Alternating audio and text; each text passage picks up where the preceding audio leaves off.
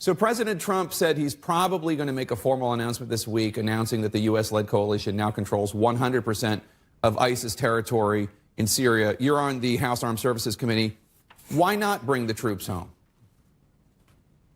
Well, I think several.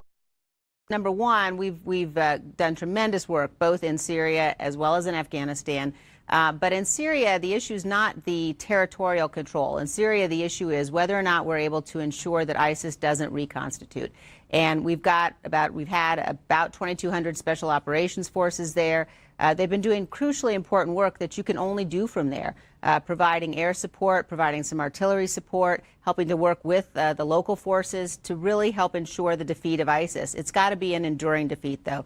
And so when you've got a situation like we have now, where you've seen the caliphate, as the president is saying, there will be this announcement that the caliphate has been 100% taken back. I hope that's right. But you cannot be, we can't be fooled into thinking, you know, if we just withdraw the troops now and we come home, ISIS won't reconstitute. We've got to ensure that we do everything necessary to prevent them from forming safe havens. We know that there are significant numbers of ISIS fighters still in Syria today. And we don't want to have to go back again. I think that would come at much greater cost of lives and treasure. So this puts you and your philosophy at odds with President Trump.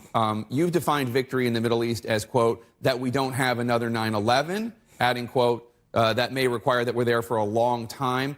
How do you respond to the president's criticism that your approach essentially means having U.S. service members in Syria and Afghanistan indefinitely?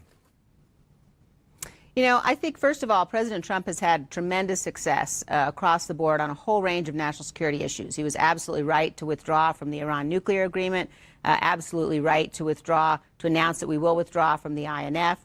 He's had tremendous success and has done exactly the right thing in terms of resources for the Pentagon over the last 2 years. And so I support very much what he's done there. But I think that in the same way that we saw with President Obama, you do not end a war by withdrawing from the battlefield.